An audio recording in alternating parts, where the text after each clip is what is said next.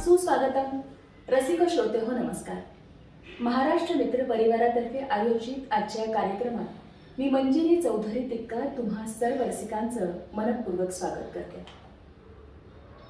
जो गंध फुलातून झरतो, वाऱ्याच्या उरी उतरतो, हो उनी लेखणी वारा, मग भवतालावर लिहितो.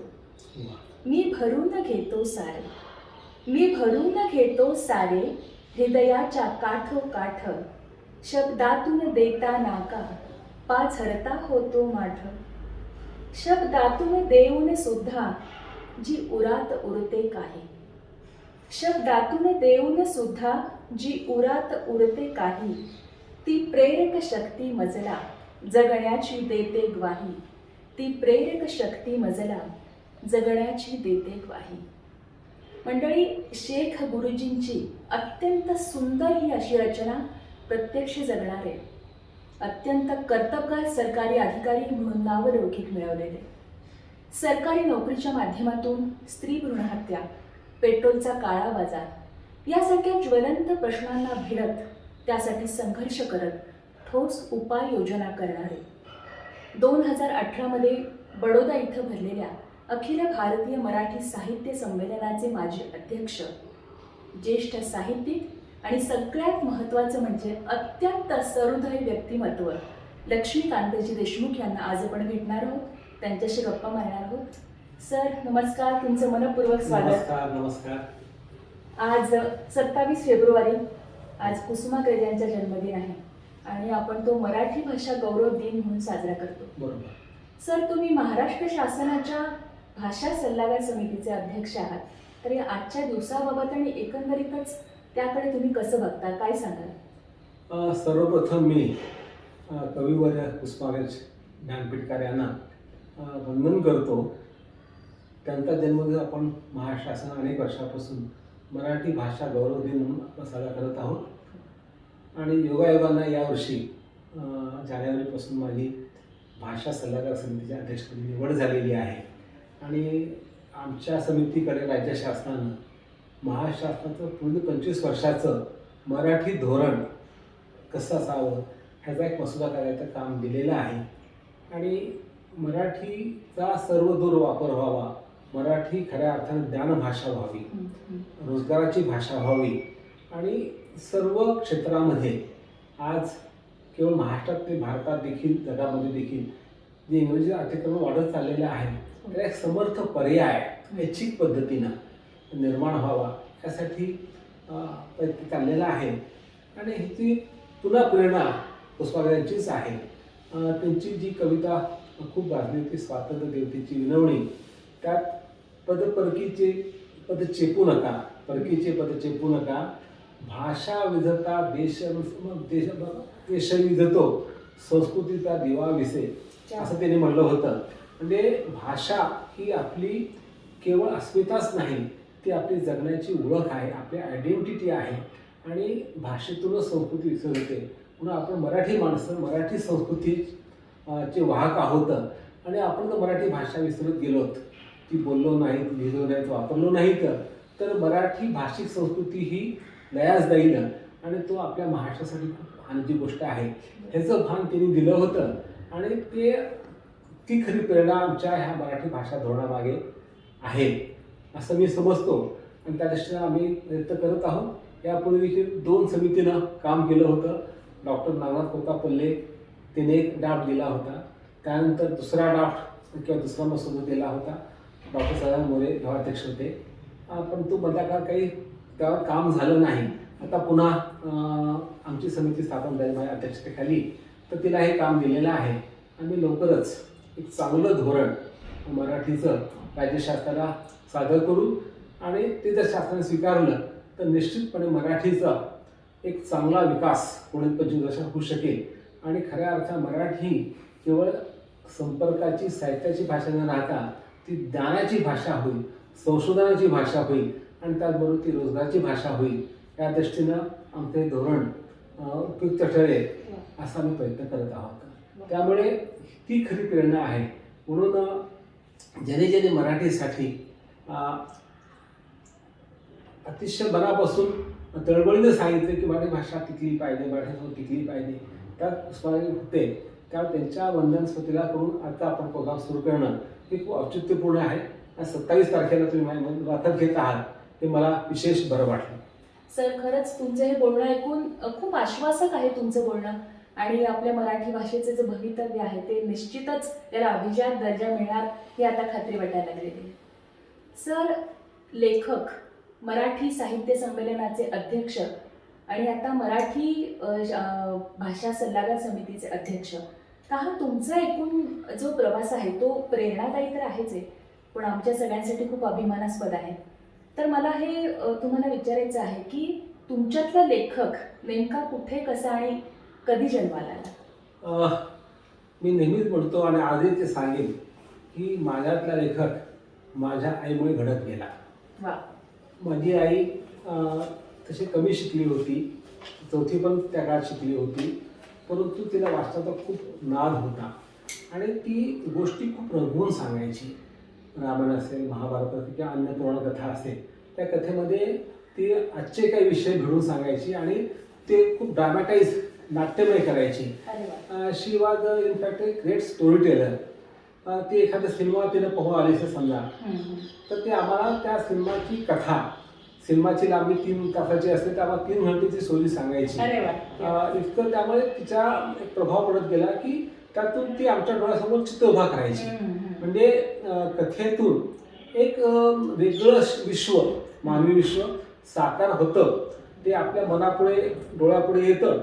त्यातून काहीतरी वेगळं आपला आनंद मिळतो, वेगळी अनुभूती मिळते. ही जाणीव मला बालपणी झाली आणि पुढे थोडासा 5वीत गेलो आणि मी वाचू लागलो. पुन्हा प्रेरणा आईचीच होती आणि आई दररोज एक पुस्तक आणायची लायब्ररीतून आणि वाचायची. तिचा वाचनाचा वेग खूप जास्त होता.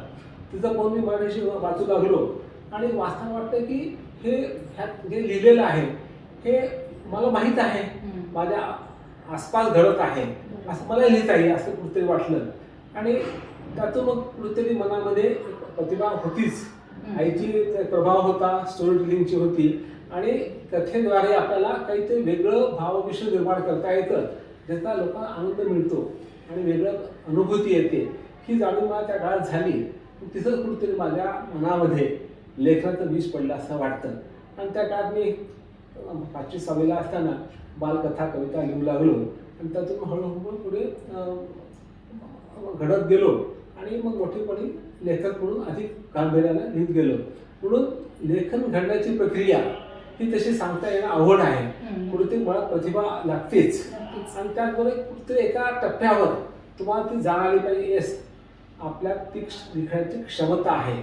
तो सापडण्याचा जो क्षण असतो, तो क्षण कसा केव्हा कोणा सापडेल हे सांगणं अवघड आहे. आणि तो एका क्षणात सापडतो असे नाही, ते प्रवास असतो, तो टप्प्याटप्प्याने म्हणतो. तसा एक बीज पेरल्याने ताबडतोब रोपटं फुटत नाही, त्याला वेळ लागतो. तसंच ती जाणीव कुठेतरी अबोध मनाला होते आणि मग हळूहळू टप्प्याटप्प्यानं काही महिन्यात, काही दिवसामध्ये ती होते. तसा हा प्रवास झालेला आहे. आणि मी लिहू शकतो हे मला केव्हा कळलं, जेव्हा मी पहिली कथा लिहिली, बालकथा लिहिली, नागपंचमीची आधुनिक कथा, आधुनिक नागपंचमी नावाची कथा लिहिली. ती एका मासिकात, दैनिकात रविवारच्या छापत आहे, बालमित्र रोडीमध्ये. तेव्हा माझ्या वडिलांनी पिढे वाटले आणि वडिलांचं प्रोत्साहन होतं की माझा मुलगा वेगळा आहे. माझ्या वडिलांची नेहमी इच्छा अशी, तू मोठा लेखक हो, तू आहेस हो. ते 2 इच्छा होत्या. आणि ते त्या काळात मला एक लेटर छापून दिलं होतं, लक्ष्मीकांत देशमुख बाल साहित्यकार नावाचं. आणि त्याला म्हणजे ह्याला तो लिहित जा, त्याला कार्बन ती कॉपी काढत जा आणि वरचं कॉपी पण पाठवतो. आणि अनेक कथा त्यांनी माझ्याकडून लिहिल्यानंतर आपसुद्धा पाकिटात घालून पत्ते देऊन पाठवलेले आहेत. अरे वा. आणि त्या काळामध्ये जिथं जिथं स्पर्धा व्हायची, निबंध स्पर्धा म्हणा किंवा वक्तृत्व स्पर्धा, ती मला पाठवायची. मला आठवतं मी उस्मानाबाद असताना एका निबंध स्पर्धेमध्ये नाशिकच्या एका कुणीतरी मंडळानं, विषय मला आठवत नाही, तर मला पहिलं बक्षीस मिळालं होतं फक्त 5 रुपयाचं. त्याचे वडील मला नाशिकला उस्मानाबाद घेऊन गेले 100 रुपये खर्च करून ते 5 रुपयासाठी. पण त्या ठिकाणी वातावरण की बाबा माझा मुलगा गेला असेल बक्षीस घेतलं, त्या लोकांनाही वाटलं हा कसं काय आलं बाबा. दुसरा नंबर नाशिकचा होता कोणतरी, तो येण्यासाठी उस्मानाची इथं वाटलं नव्हतं, पण 5 रुपयासाठी वडिलांनी इतका खर्च केला.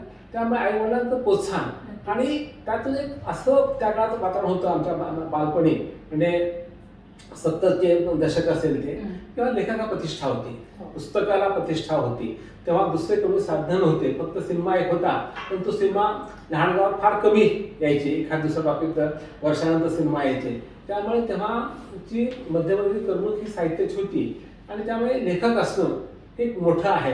आणि मला ती प्रतिभा लाभली, मी लिहू शकतो तर आपण ते लिहिलं पाहिजे ही भावना झाली आणि त्याप्रमाणे मी घडत गेलो. सर, लेखक घडतो आणि हळूहळू समृद्ध होत जातो, तर अर्थातच त्याची ती जी समृद्धी आहे लेखक म्हणून ती त्याच्या प्रगल्भ लिखाणातून जाणवत राहते. तर सर, मला हे विचारायचं की एखादी व्यक्ती जेव्हा लेखक म्हणून समृद्ध होते तर कुठले कुठले घटक त्याला समृद्ध करत असतात? लेखक समृद्ध व्हायलाच पाहिजे, त्याशिवाय तो अधिक लिहू शकणार नाही. आपल्याकडे अनेक लेखकांनी एक पुस्तक लिहिलं, आत्मचरित्र पण लिहिलं, आठवड्याचं पुस्तक लिहिलं, नंतर ते संपवून गेले. आणि त्यांच्याकडे त्यांची जी शिदोरीची अनुभवाची संपत गेलेली आहे की तुम्हाला अनुभवाच्या ह्या मर्यादा पडतात. त्यामुळे तुम्हाला वाचनातून, समाज निरीक्षणातून आणि इतर गोष्टीतून आपलं जीवन समृद्ध करायचा प्रयत्न केला, अनुभव समृद्ध करायचा प्रयत्न केला पाहिजे.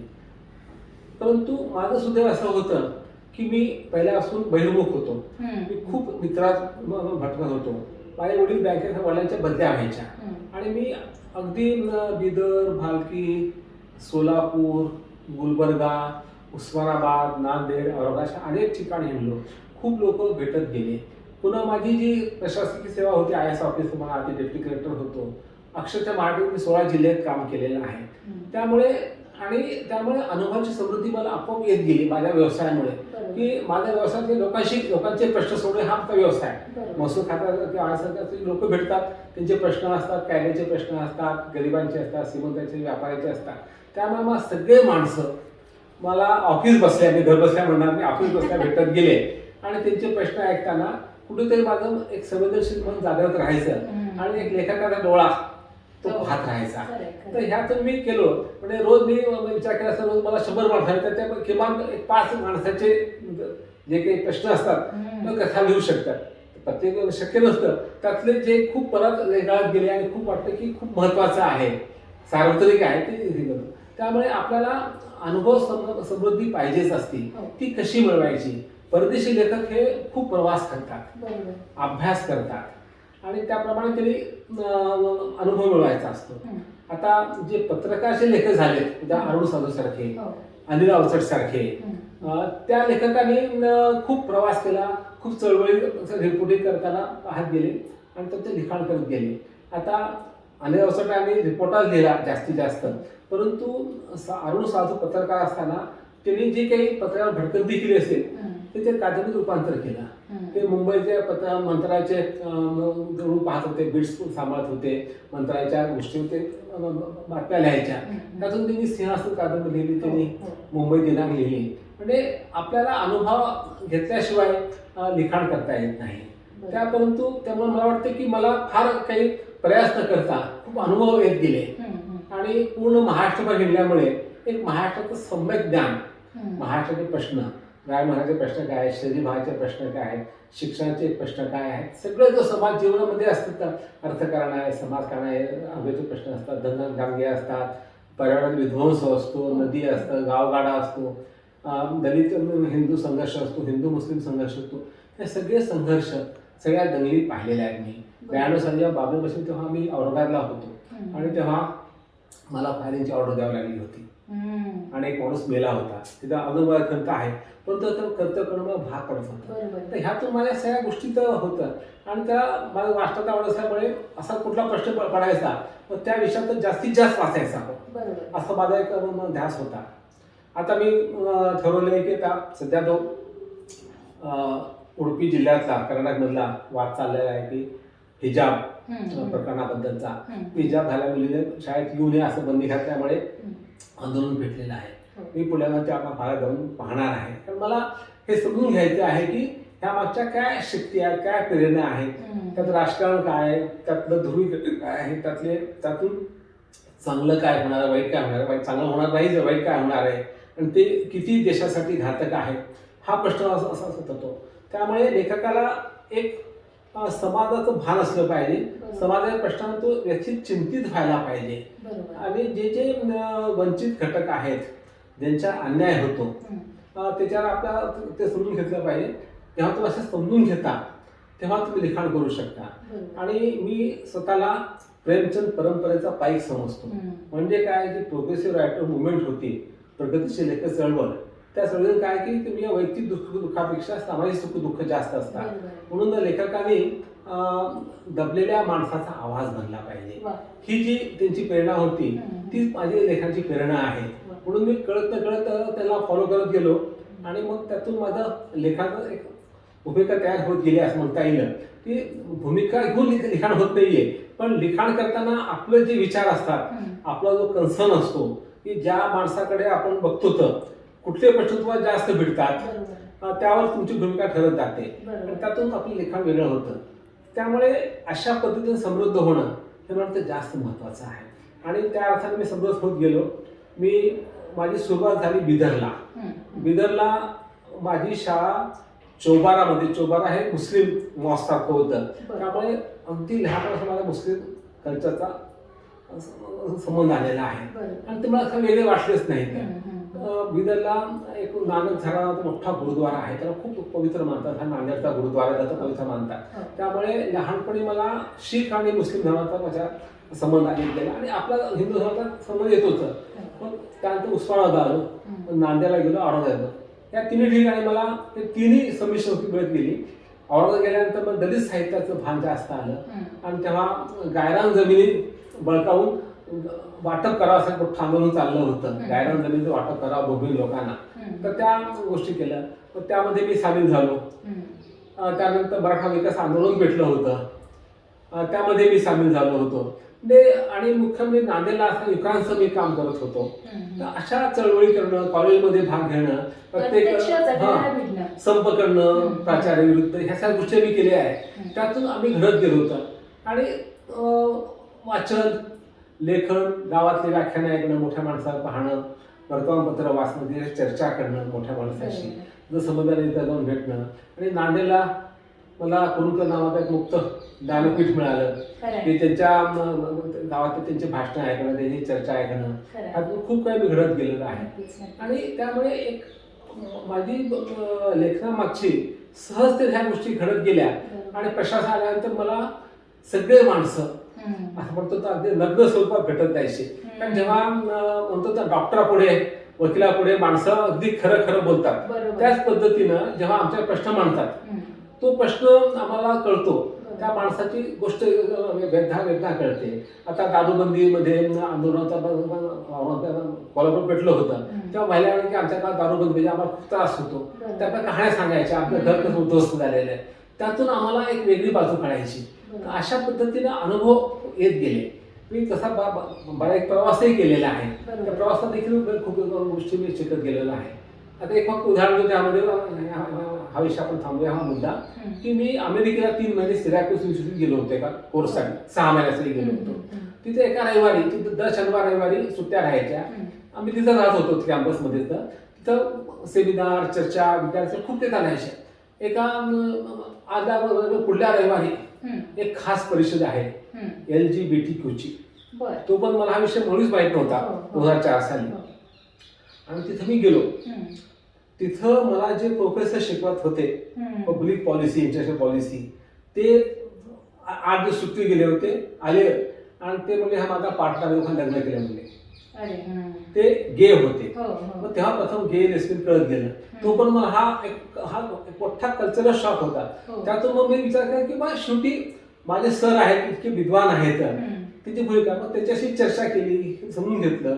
मग तिने मग मला पुस्तक दिले आणि मी तिथं अभ्यास केला तेव्हापासून. आणि मी त्यानंतर जवळपास 15 वर्षांनी अलीकडच्या काळामध्ये 5-6 कथा लिहिल्या आहेत ह्या विषयावरच्या. आणखी माझ्या 5-6 कथा मध्ये लिहिल्यानंतर वेगळं पुस्तक काढणार आहे. असे नवीन विषय समजून घेतले पाहिजेत. हा मला वाटतं की जेव्हा पाणी टंचाईचा प्रश्न येतो तेव्हा मी खूप काम केलेलं आहे. ते कामातून नाही काही कथा निर्माण झालेल्या आहे. अशा पद्धतीनं किंवा मग मी जेव्हा कोल्हापूर स्त्री गुणवत्तेचं काम केलं ते काम करता माझे अनुभव आले की मुलीला गर्भपात का होतो, आईला कसं आईची इच्छा नसताना घरच्या पेशावर त्या पोटातला मुलीचा गर्भ पाडावा लागतो. ह्यातून जे मानसिक ताणतणाव येतो त्याच्या जीवनामध्ये आणि समाजामध्ये समतोल जो ढासळतो, स्त्री पुरुष संख्या कमी आहे, तर तो प्रश्न त्याला समजून घेतला, त्याला भेटलो, काम केलं, त्यातून जे अनुभव आले तो कथा पण लिहिल्या. म्हणजे इकडं कामे होतं, तिकडं लिखाण होतं. अशा पद्धतीनं अनुभव घेत लिखाण केलं. अनुभव, प्रवास, माणसांना भेटणं आणि वाचन हे सगळे घटक थोडक्यात एक लेखक म्हणून तुम्हाला समृद्ध करत जातात. प्रश्न मी त्यामुळे खूप समृद्ध झालेला आहे, परंतु समृद्धीला लिमिट नसते. तुम्हाला नवीन प्रश्न, नवीन गोष्टी कळल्याच पाहिजेत. अखंड प्रक्रिया आहे. बरोबर. सर, जेव्हा कुठलंही एखादं साहित्य संमेलन होतं तर तेव्हा त्याच्यातला वाचक असो, श्रोता असो, पुस्तक विक्रेते असो किंवा प्रकाशक असो, हे त्या साहित्य संमेलनाचं मूल्यमापन करून त्यांना त्या संमेलनानं काय दिलं याच्यावर चर्चा करत राहतात, बोलत राहतात. तर मला तुम्हाला हा प्रश्न विचारायचा आहे की 2018 मध्ये तुम्ही संमेलनाचे अध्यक्षपद भूषवलं, तर त्या बडोदा इथल्या त्या संमेलनानं तुम्हाला काय दिलं किंवा काय द्यायचं राहून गेलं? राहिलं तर काहीच नाही, सगळं ते भरपूर दिलेलं आहे. मुख्य म्हणजे की माझं अध्यक्ष भाषण लोकांना खूप आवडलं, खूप गाजलं, आवडलं. आणि त्यातलं मी जे आजचं अस्वस्थ वर्तमान काय काय आहे, आजचे प्रश्न मांडत गेलो आणि माझी भूमिका असं होती की लेखक म्हणून मला त्याच्यावर बोललं पाहिजे. कारण शेवटी लेखक हा केवळ बौद्धिक क्रीडा करणारा दिवाणखान्यातला माणूस नाहीये, त्यानं समाजात राहिलं पाहिजे. कवी चंद्रकांत देवताळे असं म्हणतात की कवीचं भागध्येय हे लोकांच्या दुःखाशी जुळलं असलं पाहिजे, असलेलं असतं.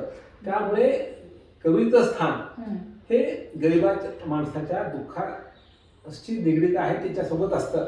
तर हे मला खूप महत्वाचं वाटतं. म्हणून मी एक लेखक म्हणून मला काय वाटतं विविध प्रश्नाबद्दल, शेतकऱ्याचे आत्महत्या होतात, स्त्री गुणहत्या होते, बालकांचं शोषण होतं, बालमजुरी वाढते, त्यावेळी कादंबरी पण लिहिलेली हरवले बालपण, मुस्लिम समाजाचे काय प्रश्न आहेत, ते सर्व म्हणून असं म्हणलं की ह्या सर्व प्रश्नाकडे आजचं सरकार, केंद्राचं सरकार, बडोदा असल्यामुळे साहजिक ते रोग केंद्राकडे होता की हे सरकार असंवेदनशील आहे, इनसेन्सिटिव्ह आहे. म्हणून ह्या प्रश्नाला तुम्ही जर घडला नाही, त्याचं उत्तर शोधलं नाही तर तुम्हाला इथे क्षमा करणार नाही. हे राजा तू चुकत आहेस, तो सुधारलं पाहिजे असं बोलून गेलो. आणि लोकांना ते विलक्षण आवडलं की तोपर्यंत असं झालं की मधल्या अनेक वर्षामध्ये लेखकांनी अध्यक्षांनी अशी वेगळी भूमिका मांडली नव्हती. असं अनेक मी स्वतः म्हणत नाही, अनेकांनी म्हणलेलं आहे. आणि अनेक लोक आपल्या साहित्यावर बोलायचे, साहित्य आढावा घ्यायचे, तर मी तसा आढावा घेतला नव्हता. कारण एकतर मी मुळात प्राध्यापक आहे आणि साहित्य आढावा घेणं योग्य नाही असं वाटतं. ते काही आपला MA BA वर्ग नसतो की आपण एक साहित्याचं चिंतन केलं पाहिजे, समाजाबद्दल प्रश्न मांडले पाहिजेत आणि एक दिशादर्शित केलं पाहिजे. लेखक हा शेवटी हा इंटेलेक्च्युअल लीडर असलाच पाहिजे. जसे कुठलाही कलावंत हा, कारण शेवटी कुठल्याही देशाचं मोठेपण हे कलावंतावर अवलंबून असतं. कलावंत जितके उच्च, जितके नैतिक, जितके मार्गदर्शन तितकं तो देश मोठा असतो. कुठल्याही देशाचं ओळख कुठल्या पुढार ओळखत नाही. आज भारताचं नाव काढणे लोकांना लता मंगेशकर आठवतात, लोकांना मिल्टन जोशी आठवतात, सुनील गावस्कर आठवतात, ते आपले मोठमोठे शास्त्री आठवतात, मग डॉक्टर होमी भाभा असतील, मेघनाथ साहा असतील, हे आठवतात. शेवटी देशाची ओळख ही कलावंतामुळे, शास्त्रज्ञामुळे होत असते. त्यामुळे कलावंतांनी हस्तितंतीमध्ये थांबू नये, राहू नये आणि त्यांनी लोकात मिसळलं पाहिजे, लोकांचे प्रश्न मांडले पाहिजे, त्याची भूमिका घेतली पाहिजे. ही माझी भूमिका होती. त्या दृष्टीने अध्यक्ष भाषण तयार केलं होतं, ते वाचलं होतं, पेश केलं होतं, त्याचा हा भाग होता. आणि ह्या सगळ्यांना मला एक आयडेंटिटी दिली की एक अतिशय भूमिका घेणारा लेखक आणि त्याचबरोबर आपल्या साहित्यातून त्यामुळे माझ्या त्या लोकांचं अधिक लक्ष वेधलं गेलं. माझी इंदिरा विरुद्ध जी कादंबरी होती की दहशतवादाची कादंबरी होती, हो. हरवले बालपण ही माझी बालमजुराची कादंबरी होती. हे जे प्रश्न आहेत हे लोकांपर्यंत येत गेले आणि मी तेव्हा असं म्हणलो ते लोकांना पटत गेलं. मी ग्लोकल लेखक आहे, म्हणजे लोकल प्लस ग्लोबल. हो, म्हणजे मी बरोबर आहे. गाव पातळीवरच्या समस्या मांडलेल्या आहेत, पाणीमध्ये, अग्निपथमध्ये, इतर माझ्या कथासंग्रहातून, ऑक्टोपसात, आणि मग काही राष्ट्रीय प्रश्न मांडलेले आहेत की बालमजुरी ही पूर्ण भारताची समस्या आहे किंवा महाराष्ट्राची नाही. बरोबर. तर मी कादंबरी लिहिलेली आहे की बालमजुरी ही थांबलीच पाहिजे. प्रत्येक मुलाला उबदार बालपण मिळालं पाहिजे. त्याचा काम न करायचं लहानपणामध्ये हक्क आहे. त्या काळात त्यांना शाळेत गेलं पाहिजे, खेळलं पाहिजे, त्याला उबदार घर मिळालं पाहिजे. ते मिळत नाही म्हणजे तुमचं बालपण हरवलं जातं, तुम्ही बालमजूर होता. ही भूमिका होती ते कथा लिहिलेली आहे. त्या भूमिका घेतली पाहिजे. शेवटी बालमजुरी प्रथा चांगली असं जर मी लिहिलं असतं तर मी त्याला म्हणून फार सुलभ ठरलो असतो. भूमिका घेणं हा भूमिका महत्वाची. त्याची भूमिका आहे की बालमजुरी थांबलीच पाहिजे, बरोबर. स्त्री भ्रूणहत्या ही थांबलीच पाहिजे. नाहीतर आपला जो समतोल आहे नैसर्गिक स्त्री पुरुषांचा तो ढळेल. म्हणून मी स्त्री भ्रूणहत्या पुस्तक लिहिलं. ह्या पद्धतीनं माझं लिखाणाकडे लोकांचं लक्ष गेलं आणि मग मी हे राष्ट्रीय प्रश्न चालले, स्त्री मजुरी, बालमजुरी असेल, स्त्री भ्रूणहत्या असेल, करप्शन असेल आणि ढासळतं प्रशासन असेल, त्याच्यावर मी बरेच पुस्तक लिहिले. आणि आंतरराष्ट्रीय पद्धतीचे म्हणाल तर मी ती कादंबरी लिहिलेली आहे इस्लामी जिहाद, की जागतिक पातळीवरचा दहशतवाद कसा असतो, धर्म आणि क्रोर्य हिंसा हे एकत्र केल्यानंतर जे कॉकटेल निर्माण होतो तो दहशतवाद असतो. आणि त्याला जर आंतरराष्ट्रीय डायमेन्शन असेल, अनेक देशात तो पसरला असेल धर्माच्या नावाने, तर ते खूपच घातक असतं. ही हा विषय मी मांडण्याचा प्रयत्न केलेला आहे. त्याची भूमी अफगाणिस्तान होती. तालिबान सत्तेवर कसे आले आणि तालिबाननी काय घरात विध्वंस केला मानवतेचा, हे मी मांडण्याचा प्रयत्न केलेला आहे. त्यामुळे या संमेलनानं मला एक लेखक म्हणून माझ्याकडे लोक अधिक गंभीर पाहू लागले आणि माझ्या भाषणामुळे एक भूमिका घेणारा लेखक म्हणून मला एक मान्यता मिळालेली. त्यामुळे मला खूप काही दिलं आणि माझ्या पुढील जे लेखक वाटतं ते आधी जोरदारपणे सुरू झाले. आज मी लिहिता लेखक आहे, तर श्रेय त्या संमेलनाला नक्कीच आहे. सर, खरं तर अमृतातही पैजा जिंकणारी आपली अशी जी मराठी भाषा आहे, तर तिला अभिजात भाषेचा दर्जा द्या अशी मागणी करावी लागणं आणि त्यासाठी संघर्ष करावा लागणं ही दुर्दैवाची बाब आहे. पण तरी तुमच्यासारखी काही व्यक्तिमत्व आहे की तुम्ही त्यासाठी सातत्याने प्रयत्न करताय. तर एक मराठी भाषेवर प्रेम करणारी व्यक्ती म्हणून आज मला विचारावं असं वाटतं, त्यांची प्रतिनिधी म्हणून मला असं विचारावं असं वाटतंय की हे सुख, हा आनंद आम्हाला कधी मिळणार आहे? तुमचे काय प्रयत्न आहेत त्या बाबतीतले? कसं केंद्र सरकारनं अभिजात भाषेचे निकष ठरवले आहेत आणि जी भाषा 1500 ते 2000 वर्षापेक्षा जुनी भाषा आहे आणि ती सतत टिकत आली, त्यात उच्च दर्जाचं ज्ञान साहित्य निर्माण झालेलं आहे, असे काही ते निकष ठरवले होते. त्या निकषानुसार संस्कृतला, तामिळला, तेलुगूला त्यापूर्वी अभिजात भाषेचा दर्जा मिळालेला आहे. केंद्राचा विचार काय होता की ज्या अभिजात म्हणजे खूप जुन्या भाषा आहेत, त्यांना खूप मोठी परंपरा आहे साहित्याची, ज्ञानाची, त्या भाषेचं अधिक चांगलं संवर्धन व्हावं, ती भाषा अधिक सबळ व्हावी आजच्या काळामध्ये जागतिक स्पर्धेमध्ये, म्हणून ते निकष केले होते. आणि त्यामध्ये आपण मराठी देखील आहे असं आपलं मत असल्यामुळे महाराष्ट्र सरकारनं रंगनाथ पठारे यांच्या एक समिती स्थापन केली, ह्याचा अभ्यास केला. आपली भाषा किती प्राचीन आहे, त्याला किती मोठी ज्ञानाची परंपरा आहे, साहित्याची परंपरा आहे, हे सिद्ध करून रिपोर्ट दिला. तो रिपोर्ट सर्व समित्यांनी, मग साहित्य अकादमी असेल, अन्य संस्था असतील, त्यांनी मान्य केलेला आहे. आता केवळ केंद्र सरकारचा निर्णय होणं आवश्यक आहे. म्हणजे कॅबिनेट मिटिंग होऊन पंतप्रधानांनी अध्यक्षतेखाली आणि त्या ठरवलं की ते दर्जा मिळतो. त्यात निधी किती मिळतो मिळते हा मोठा प्रश्न आहे. महाराष्ट्र संपदा निधी गरज नाही, परंतु मराठी भाषा तामिळच्या टोळीची प्राचीन आणि विकसित भाषा आहे. त्यामुळे आपला तो रास्त अधिकार आहे, रास्त अपेक्षा आहे. म्हणून अभिजात भाषाचा दर्जा मिळणं हा आता आपला अस्तित्वाचा प्रश्न बनला आहे. आपलं आत्ताचं विद्यमान सरकार, विद्यमान भाषा मंत्री सुभाष देसाई हे प्रयत्नशील आहेत, परंतु केंद्राने प्रतिसाद दिला पाहिजे आणि तो अधिकार आपल्याला मिळाला पाहिजे, हे महत्त्वाचं आहे.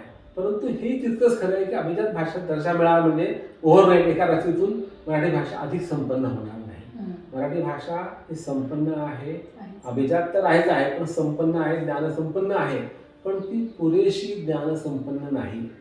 हे महत्त्वाचं आहे की मराठी भाषा अजूनही इंग्रजीसारखी तेवढ्या थोडीची ज्ञानभाषा झाली नाही, हे आपण मान्य केलं पाहिजे. कारण खोटा अभिमान बाळगण्याचा अर्थ नाही. अभिमान पाहिजे आणि अभिमानामध्ये आपल्या कमतरता लक्षात घेऊन आपण त्या दूर केल्या पाहिजे. आणि हे केवळ सरकारचं काम नाही, प्रत्येक मराठी माणसाचं काम आहे. आज उच्च शिक्षण भाषा प्रामुख्याने इंग्रजी आहे. विज्ञानाची भाषा, तंत्राची भाषा इंग्रजी आहे. तर त्याला मराठी पर्याय जोपर्यंत निर्माण होणार नाही, तो मराठी ज्ञान भाषा होणार नाही.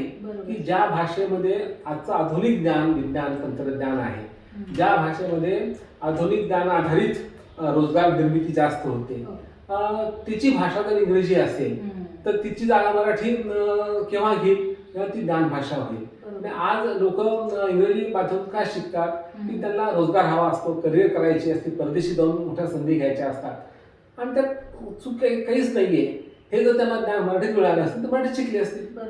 त्यामुळे आपल्याला टप्प्याटप्प्याने प्रयत्न करून मराठी ज्ञान संपन्न केले पाहिजे.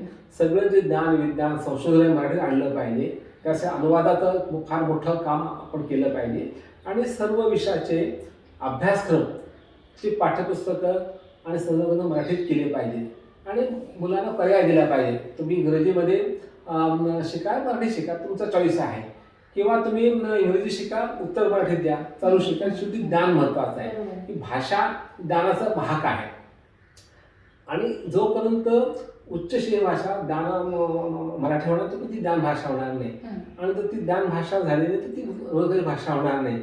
असं हे गुंतागुंत आहे. ही जर सोडवायची असेल तर आपल्याला मराठी ही उच्च शिक्षण भाषा केली पाहिजे, हा आमचा आग्रह आहे. एक साहित्यिक म्हणून, एक नागरिक म्हणून, मराठी प्रेमी म्हणून. आणि आता मराठी भाषा संघामध्ये मी अध्यक्ष झालेला आहे आणि आम्हाला राज्य शासनानं ही जबाबदारी दिलेली आहे की पुढील 25 वर्षासाठी महाराष्ट्रात मराठी भाषेत धोरण काय असावं, त्याचा अंतिम टप्प्यात आहोत.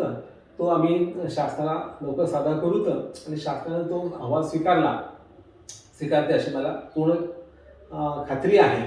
आणि त्याप्रमाणे मी जर काम केलं पुढील 5-10 वर्षामध्ये तर निश्चितपणे मराठीला उज्ज्वल अवस्था येईल आणि मराठी भाषा अभिजात बरोबर ती ज्ञान भाषा होईल. केवळ अभिजात भाषा होऊन मराठी चालणार नाही, ती थांबणार नाही, आपल्या थांबून चालणार नाही. तर त्याच्या पुढे जाऊन आपल्या मराठी ही ज्ञानाची भाषा केली पाहिजे, मराठी ही रोजगाराची भाषा केली पाहिजे. सामान्यांनी त्यासाठी प्रयत्न करायला. हा, म्हणजे लोकांनी देखील विचार केलाच पाहिजे. कारण शेवटी माझी मातृभाषा मराठी आहे. मी झोपेत ज्या भाषेत विचार करतो, ज्या भाषेत मी विहळतो, ज्या भाषेत मी प्रसंगी शिवाय देतो, ती माझी भाषा आहे. आणि मातृभाषेतून शिक्षण हे आपल्याला सोपं असतं. विज्ञानाच्या अमूर्त कल्पना, गणिताच्या अमूर्त कल्पना आपल्याला मराठीत जास्त कळू शकतात. हे सर्वमान्य सिद्धांत आहे. पण भारताचं भाषिक धोरण आणि गुंतागुंत फार विचित्र आहे. तो विषय फार मोठा, त्यात आपण जायला नको. परंतु इंग्रजीचं जे एक महत्त्व प्राप्त झालं अवाजवी, त्यामुळे आपल्या देशी भाषेवर मोठं अतिक्रमण आहे. त्यासाठी प्रत्येक भारतीय भाषेने प्रयत्न केलाच पाहिजे, मराठीने जो प्रयत्न केला पाहिजे. आणि सुधारणा महाराष्ट्र सरकार त्यासाठी पुरेसं जागरूक आहे आणि त्यांना आम्ही साथ दिली, आपल्या लोकांनी साथ दिली पाहिजे. आपली मराठी भाषा, पर्याय मराठी संस्कृती टिकायचा प्रयत्न केला पाहिजे. खूप छान सांगितलं सर. तुम्ही साहित्य क्षेत्रात कार्यरत असताना फक्त पुस्तकं नाही लिहिलीत, तर भाषा, साहित्य, अक्षर, कवी, लेखक, थोडक्यामध्ये साहित्य क्षेत्राच्या प्रेमापोटी, तळमळीपोटी तुम्ही इतर अनेक खूप वेगळं असं काम केलेलं आहे. त्यापैकी एक काम म्हणजे कवींची स्मारकं उभारली तुम्ही. परभणी इथलं बी रघुनाथांचं स्मारक असेल किंवा कविवर्य अरुण कोढटकरांचं स्मारक, यामध्ये तुमचा पुढाकार, सहभाग आणि योगदान हे खूप मोठं आहे. तर ही जी वेगळी संकल्पना आहे कवींचं स्मारक उभारण्याची, त्या बाबतीत काय सांगाल? खरं सांगू का, मी स्वतःला एक साहित्यिक कार्यकर्ता म्हणून घेतो पहिल्यापासून. आधी मी कार्यकर्ता प्रशासक होतो. म्हणजे काम करताना कार्यकर्तेपण आपण सोडायचं नाही. आणि कार्यकर्तेपण म्हणजे काय असतं की एखाद्या प्रश्नाची तोड लावणं, जी गोष्ट आपल्याला पटते. एखाद्या माणसा अन्याय झाला असेल तर मी अधिकारी आहे, तो अन्याय दूर केला पाहिजे. एखाद्या गावामध्ये एखादी गोष्ट होणं आवश्यक आहे, त्या गावाच्या एकंदरीत विकासासाठी तर ती गोष्ट आपल्याकडनं शक्य असेल तर आपण तो केला पाहिजे. त्यासाठी झगडलं पाहिजे, प्रयत्न केला पाहिजे, निधी मिळवला पाहिजे. असं करणं म्हणजे कार्यकर्तेपण. म्हणून मी शासनात असताना कार्यकर्ता अधिकारी होतो हो. आणि त्या काळात मी लेखक असल्यामुळे कार्यकर्ता लेखकही होतो. हो. आणि लेखक हा संस्कृतीचा वाहक असतो नक्कीच. की साहित्य आणि संस्कृती ही अभिन्न आहेत. त्यामुळे साहित्यिक परंपरा जर टिकायची असेल तर जे महाकवी आहेत किंवा ज्यांनी साहित्याला मोठे योगदान दिलेलं आहे त्यांची पण स्मारक व्हायला पाहिजे. केवळ फक्त पुढाऱ्यांची स्मारक व्हायची का? ते मोठे जे महान नेते होऊन गेले, देश घडवायला गांधी असतील, नेहरू असतील, शिवाजी महाराज असतील, हे स्पष्टच नाही, हे वंदनीय आहेतच. छत्रपती शिवाजी महाराज महाराष्ट्राचा अस्मिता बिंदू आहे, मानबिंदू आहे, त्यांचं व्हायलाच पाहिजे. त्याचबरोबर ज्यांनी ज्यांनी महाराष्ट्र समृद्ध केला, मग कला क्षेत्र असेल, साहित्य क्षेत्र असेल, विज्ञान क्षेत्र असेल, ह्यांचे स्मारक म्हणा, ह्यांचे काही प्रेरणा मिळेल त्यांच्यापासून असं काहीतरी वास्तू उभारणं हे कुठल्याही देशाचं असतं कर्तव्य आहे. आणि ज्या देशाचे स्मारक असतात चांगले समृद्ध, म्युझियम्स असतात, तो देश मोठा असतो. तर वॉशिंग्टन शहरामध्ये तिथं जवळपास 2 डझन म्युझियम्स आहेत सगळ्या क्षेत्राचे. एक एक म्युझियम मला तुम्हाला 18 दिवस पूर्ण आणि इतकं म्युझियम समृद्ध आहेत. तर हे का करायचं असतं की तरुण पिढीला, पुढच्या पिढीला आपला वारसा किती समृद्ध आहे, आपण किती प्रगती केलेली आहे, आपल्यात किती मोठे कलावंत होऊन गेले, किती मोठे शास्त्रज्ञ होऊन गेले, ह्याचं स्मरण त्यांना असलं पाहिजे. तर तुम्ही एकतर त्या मोठ्या माणसाचं स्मारक करा किंवा त्याच्या कार्याचं स्मारक करा, विचारांचं करा. ह्या दृष्टिकोनातून परभणीला असताना बिरुगनाथ हे मराठाचे सर्वात मोठे कवी होते आणि एका अर्थानं ते आधुनिक कविता आणि आधुनिक कथेच्या आधीचे ते लेखक होते. आणि त्यांच्या कवितेमध्ये, त्यांच्या कथेमध्ये आधुनिक कथेच्या आधी कवितेची बीज सापडतात. एका अर्थानं आपण थोडासा उदाहरण घालवतं की त्याला देखील नवकथेचे जनक म्हणून म्हणायला काही हरकत नाहीये, पण तितक्या समीक्षा आपण ते अर्थ समीक्षा केली म्हणून ते दुर्लक्षित मुद्दा राहिला आहे. परंतु मराठाचे ते फार मोठे लेखक कवी होते आणि ते परभणीचे होते. त्यामुळे त्या ठिकाणी स्मारक बांधण्याची कल्पना आली आणि कुठली नवीन चांगली कल्पना आली की ती मनाला भिडते आणि आपण ते केलं पाहिजे. कसं केलं पाहिजे, काय केलं पाहिजे, हा विचारचर्चा सुरू होतं. आणि आम्ही काय केलं हा सांगणं होत्या गोष्टी, परंतु आम्हाला ते करता आलं. जवळपास 70-75 लाख खर्च करून एक देखणं स्मारक उभारलं आणि त्या ठिकाणी त्यांचं एक चांगलं लायब्ररी आहे, चांगलं सभागृह आहे, करता येतात. त्याचप्रमाणे कोल्हापूरला मी 2 गोष्टी केल्या. एक गोष्ट पूर्ण झालेली आहे ती म्हणजे तिथं शाहू स्मारक भवन ही संस्था होती. जेव्हा छत्रपती शाहू महाराजांची जन्मशताब्दी होती तेव्हा लोकांनी निधी करून ते शाहू स्मारक बांधलं होतं. आणि तेव्हा इलेक्शन नको किंवा चांगलं काम म्हणून ते कलेक्टरला पद्धतीने अध्यक्ष केलं होतं. मी तिथं 2009ला गेल्यानंतर तिथं मी राहिलो, अध्यक्ष झालो आणि पाहिले त्या ठिकाणी वास्तू तर थोडी जुनी झालेली आहे, थोडीशी म्हणजे अवकाळा आलेली आहे आणि त्या ठिकाणी फारसं उपक्रम होत नाहीत. तर म्हणलं लोकांची श्रद्धा असलेले छत्रपती शाहू महाराज इतके महान समाजसुधारक, त्यांचं स्मारक आणि तिथे मी कलेक्टर आहे, तर मला काहीतरी केलं पाहिजे असं वाटलं. आणि मग मी त्या संस्थेचं, त्या स्मारकाचं पुनरुज्जीवन केलं, विस्तारीकरण केलं. तिथे एक आर्ट गॅलरी बांधली, 3 मजली लायब्ररी बांधली, एक सभागृहाचे 3 सभागृह केले आणि तिथे एक शाहूमान ज्या ज्या गोष्टी केल्या, एक क्रीडा सोडली तिथं मैदान असत, बाकी साहित्य, कला, संस्कृती, ग्रंथ ह्या सगळ्या गोष्टी तिथं आम्ही उपक्रम सुरू केले. आणि अतिशय हॅपनिंग असं सदैव गजबणारं काही ते घडत असताना संस्कृती तयार झालं. आज ती कोल्हापूरची सर्वात महत्त्वाची वास्तू झालेली आहे. याचा मला अभिमान लोक म्हणतातच. ते श्रेय महाराजांचं, त्यांची पुण्याही कामे आली. म्हणजे त्यांच्या नावाने आम्ही काही गोष्टी करत असताना लोकांनी साथ दिली की शाहू महाराजांचं जे स्मारक आहे हे जर आपण पुन्हा नवं होणार असेल त्या मदत केली पाहिजे लोकांनी, अशा लोकांची भावना असतील. आणि त्यामुळे ते काम होत गेलं, ते काम झालं. आणि तिथं मी ज्या तिथं होतो 2009ला त्याच वर्षी अरुण कोळकर यांचं निधन झालं दुःखद. आणि हा कोल्हापूरचा मूळचा कवी आणि जागतिक कीर्तीचा इंग्रजी आणि मराठी देणारा मोठा कवी ह्या गावचा आहे, त्याचं स्मारक उभारावं असं मला काही मित्रांनी श्रद्धांजली वाटताना सूचित केलं आणि मला ते आवडलं. कल्पना होतीच आणि मग प्रयत्न सुरू केला. आणि आता मी आत्ता तेव्हापासून काम सुरू केलं ते आत्ता तो हॉल म्हणून पूर्ण झालेला आहे. तर थोडं आणखी किंचित थोडं काम आहे. ह्या कोविडमुळे थोडंसं काम पेंडिंग पडलं होतं, परंतु पुढील 5-6 महिन्यामध्ये ते स्मारक प्रत्यक्ष कार्यान्वित होईल. तर ते माझं एक तिथलं राहिलेलं काम आहे ते पूर्ण होईल आणि त्या ठिकाणी इंडस्ट्रीच्या मदतीने दर महिन्याला एक प्रोग्राम करणार आहे साहित्याबद्दलचं, असं त्यांनी आम्हाला आश्वासन दिलेलं आहे. त्यामुळे तिथं एक चांगलं साहित्य कला, त्यांचं जाहिरात तिथं होतं, ते चित्रकार होते. तर चित्रकला, जाहिरात कला, साहित्य, कविता हे तर तिथं सतत काही ना काही प्रोग्राम होत राहतील. त्यातून लोकांना नवीन कलावंतांना प्रेरणा मिळत राहील आणि कोल्हापूरचा हा एक महान सुपुत्र जागतिक कीर्तीचा होता हे नवीन पिढीला लक्षात राहील. बरोबर. ह्या दिशेत ते काम केलेलं आहे. सर, पसायदान विचार साहित्य संमेलन, तर तो एक तुम्ही सुरू केलेला नवीन उपक्रम. तुमचं काम खरंच खूप असं सर्वंकष असं काम आहे. तर त्या संमेलनाची भूमिका काय होती? गेली 4 वर्ष मी 5 वर्षापासून मी आळंदी त्या ज्ञानेश्वर संस्थानाचा विश्वस्त म्हणून सरकारने घेतलेला आहे. आणि मी ह्या भावनेनं ते पद स्वीकारलं की बाबा ज्ञानेश्वर महाराज हे तर आपल्या साहित्यिकांचे कुलगुरू आहेत. म्हणजे त्यांच्या ज्ञानेश्वर मराठी भाषा खऱ्या अर्थानं प्रौढ अलंकृत झाली असं मानलं जातं आणि त्यांचा एक मोठा संतसाहित्य प्रवाह सुरू झालेला आहे, तो विद्यमान आधी विद्यमान आहे. आणि हे जे संत साहित्य आहे हे आजही प्रेरक आहे. आजच्या तरुण पिढीला त्यातलं जे सत्व आहे, त्यातला विचार आहे आणि आजचं चांगलं कसं जगावं, नैतिक कसं जगावं, समाधानी कसं व्हावं, नैतिक आचरण कसं करावं, ह्या गोष्टी काही धार्मिक नाहीत. ह्या गोष्टी प्रत्येक माणसाला जगण्यासाठी आवश्यक असतात आणि ह्याचं निरूपण म्हणा, ह्याच्याबद्दल खूप संत साहित्याचं लिखाण आहे आणि त्याचं एक निचोड म्हणा, त्याचं एक शेवट गुप्तफळ काय आहे, पसायदान.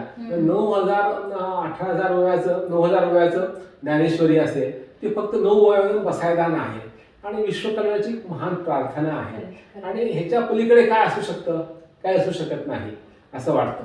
म्हणून हा पसायदानचा आपण एक संमेलन सुरू करावं आणि संत साहित्याचं आजच्या काळामध्ये काय महत्त्व आहे हे आजच्या तरुण पिढीला सांगावं, यासाठी संमेलन सुरू केलं होतं आणि ते खूप चांगलं सक्सेस झालं. आता दुसरं संमेलन आम्ही पंढरपूरला घेणार आहोत आणि ह्या संमेलनामध्ये आम्ही सेक्युलरिझम हा विषय घेणार आहोत की संत साहित्याने आध्यात्मिक समता आणलेली आहे आणि विविध धर्माचं एक अभिसरण झालेलं आहे. अनेक मुस्लिम संत कवी होते, दलित साहित्य संत कवी होते, सर्व एकत्र आहेत. काय करणार होतं ह्यातून की आपलं जे संत साहित्य आहे त्यातला जो विचार आहे, नैतिक विचार आहे, याची आज अत्यंत गरज आहे. आजचं मूल्यविहीन राजकारण जीवन चाललेलं आहे. जागतिकीकरणानंतर जे बाजारीकरण झालेलं आहे, जिथं पैशाचं महत्त्व जास्त आहे, माणसाचं महत्त्व कमी आहे. तर अशा काळामध्ये माणसाची नैतिकता हीच माणसाला तारणार आहे. आजचे पर्यावरणाचे संकट आहे ही केवळ हव्यासामुळे, अनैतिक गोष्टीमुळे की आपण वारेमाप वसुंधरा दुबाडतो आपल्या आर्थिक उन्नतीसाठी. तर हे कुठेतरी थांबलं पाहिजे आणि हा जो विचार आहे की माणसाची काळजी घेतली पाहिजे आणि पुढल्या पिढीला आज आपल्याला जी वसुंधरा मिळाली, मागच्या पिढीने दिली त्यापेक्षा अधिक चांगलं दिलं पाहिजे. ही वसुंधरा प्रत्येक माणसाचं पोषणाला समर्थ आहे. गांधीजी म्हणल्याकडे प्रत्येक माणसाची जी गरज आहे ही वसुंधरा भागू शकते, पण त्यांच्या हव्यासाला पुरी पडणार नाही. हा जो नैतिक विचार आहे हा संतांनी सांगितलेला विचार आहे. वसुधैव कुटुंबकम आहे, विश्वची माझे घर आहे. तर ह्या प्रेरणेतून हे संमेलन सुरू केलेलं आहे आणि ह्याची चळवळ व्हावी पुढे अशी आमची अपेक्षा आहे. नक्कीच होईल सर. सर, स्त्री भ्रूण हत्या या प्रश्नावर तुम्ही केलेलं काम इतकं अफाट आहे की तुमचं ते काम यशस्वी तर झालंच, पण त्या कामाची दखल राष्ट्रीय पातळीवर घेण्यात आली. मला रसिकांना सांगायला खूप आनंद आणि अभिमान वाटतोय की लक्ष्मीकांत देशमुख यांच्या कार्याची दखल घेऊन त्यांना जे काही मानाचे आणि प्रतिष्ठेचे पुरस्कार मिळालेले आहेत त्यापैकी महाराष्ट्र फाउंडेशन पुरस्कार, नॅस्कॉम सोशल इम्पॅक्ट अवॉर्ड हा राष्ट्रीय पुरस्कार, Times of India social honour award आणि मध्यम दक्षिण आशियाई ज्युरर ऑफ ज्युरी सर्वश्रेष्ठ पुरस्कार. खूप अतिशय अभिमानाची अशी गोष्ट आहे सर. तर तुमच्या या कामाबद्दल काय सांगता येईल? कारण खूप ज्वलंत प्रश्न आहे हा. मी कोल्हापूरला कलेक्टर म्हणून गेलो 2009 साली आणि त्यापूर्वी 2004-05ला मी सांगलीला सिव्हिल जिल्हा परिषद होतो. आणि सांगली असं जाणवत होतं की हा पश्चिम महाराष्ट्र, सांगली, कोल्हापूर हे प्रगत जिल्हे आहेत, परंतु या जिल्ह्यात देखील स्त्री भ्रूणहत्याचं प्रमाण जास्त आहे. आणि इथला जो सेक्स रेशो आहे, लिंग दर आहे, म्हणजे प्रत्येक 1000 मुलामागे मुली किती जन्मात टाइम ऑफ बर्थ आणि ॲट दी एज ऑफ 5 वर्षापर्यंतची किती मुली आहेत, ते प्रमाण आयडियली कसं 1000 मुलामागे 950-960 असले तर हेल्दी सेक्स रेशो म्हणलं जातं. आणि तो हा सेक्स रेशो दोन्ही खूप घसरलेला आहे, हे लक्षात आलं. सीओ असताना मला फारसं करणं शक्य नव्हतं, कारण कलेक्टर त्या अथॉरिटी असतो म्हणून तेव्हा मला करता येत नव्हतं. कलेक्टर सांगत होते केलं पाहिजे, पण तेव्हा होऊ शकलं नाही. जेव्हा कोल्हापूरला गेलो कलेक्टर म्हणून मी, आणि मला गेलो तो महिना होता फेब्रुवारी, आणि 8 मार्चला कार्यक्रमामध्ये मला बोलवतं, आंतरराष्ट्रीय महिला दिवस होता. आणि तेव्हा ते डॉक्टरांनी हे केलं होतं. आणि तेव्हा मी थोडासा विचार करून आपण काय बोललं पाहिजे, आणि लक्षात आलं की आपला हा सेक्स रेशो बद्दलचा आहे आणि आपण थोडंसं प्रगत बोललं पाहिजे. आणि ते आपण थोडा अभ्यास करून आकडे करून तिथे गेलो, बोललो. आणि बोलताना थोडंसं मी अधिक एक्साइट झालो. आणि आपला कोल्हापूर हा पुरोगामी जिल्हा आहे, शाहू महाराजांचा जिल्हा आहे. या जिल्ह्यामध्ये स्त्री सन्मान आपण ठेवत नाही. तर ह्याचं उदाहरण म्हणजे आपल्या जिल्ह्याचा घसरला सेक्स रेशो आहे, लिंग दर आहे, तो प्रमाण खूप कमी झालेलं. पन्हाळा तालुक्यात 760 पर्यंत कमी झालं होतं. हे आपल्याला शोभणारं नाहीये, तेव्हा आपण काहीतरी केलं पाहिजे. आणि मी तुमचा कलेक्टर आहे जिल्ह्याचा, आणि मला जो अधिकार आहे, आणि तुम्हाला लोकांचे साथ मिळाले तो अधिकार वापरून आपण एका वर्षामध्ये काहीतरी चांगलं करूया. आणि त्यासाठी मी तुम्हाला आज मी स्वतः कमिट करतो, आणि मी त्यासाठी नक्की प्रयत्न करेन. मी प्रयत्न काय करेन मला काही माहीत नव्हतं, परंतु एक इच्छा होती. शेवटी ऍक्टिव्ह म्हणून कार्यकर्ता पण हे हा माझ्या जिल्ह्यात प्रश्न आहे, तर आणि मला तो अधिकार मी केलं पाहिजे, कारण मी कमिटीचं चेअरमन आहे PCPD ॲक्टचा. मग त्याचा अभ्यास केला आणि लक्षात आलं काय आहे. आणि त्या लक्षात आलं की आपल्याकडे मुलगा वंशाचा देवा, मुलगी म्हणजे हुंड्याची जोखीम, आणि त्यामुळे आणि हा प्रश्न केवळ गरिबीचा नाही, हा आपल्या धर्म परंपरेमध्ये मुलाला जे महत्त्व दिलं पॅट्रियार्ची आहे, पितृसत्ता जे समाजरचना आहे, त्यामध्ये मुलाचं महत्त्व मुलीचं महत्त्व नाही आहे. आम्हाला आई प्रिय आहे, बहीण आवडते, परंतु मुलगी जन्माला आली तर आम्हाला आवडत नाही. ही जी एक मानसिकता आहे ही बदलली पाहिजे. त्यासाठी प्रबोधन पाहिजे, समजून सांगितलं पाहिजे, पण त्याला खूप वेळ लागतो. आणि ज्या वेगानं सेक्स रेशो ढासळत चाललेला आहे, त्यावर आता कठोर उपाय केले पाहिजे. प्रबोधन काम लोकांनी केलं पाहिजे, एनजीओनी केलं पाहिजे, ते राहिलं. परंतु मी दंडाधिकारी आहे, जिल्हा डिस्ट्रिक्ट मॅजिस्ट्रेट आहे, आणि मला अधिकार दिलेला आहे. मला दंड उभारता येतो, मला शिक्षा करता येते, मला काम करता येतं, आणि मला इन्फोर्स करता येतं. तर मी काही केलं पाहिजे. म्हणून आम्ही ITचा वापर करून मी एक सायलेंट ऑब्झर्वर नावाची कॉम्प्युटर चिप तयार केली, आणि ती सगळ्या सोनोग्राफी मशीनला बसवली. जेव्हा एखादी गर्भवती महिला जाते आपली तब्येत पाहायला की माझी तब्येत चांगली आहे का, वाढ बरोबर आहे का, ह्यासाठी सोनोग्राफी होत असतं. दर महिन्यातून करत असतात. आणि 3 महिन्यानंतर 12 आठवड्यानंतर त्या बाळाचं लिंग किंवा सेक्स फॉर्म होतो, आणि तो डॉक्टरला कळतो, नजर असते. आणि अशा वेळी हे लोकांना कळलेलं असतं की सांगा आम्हाला मुलगा आहे का मुलगी आहे, आम्हाला मुलगी नको आहे.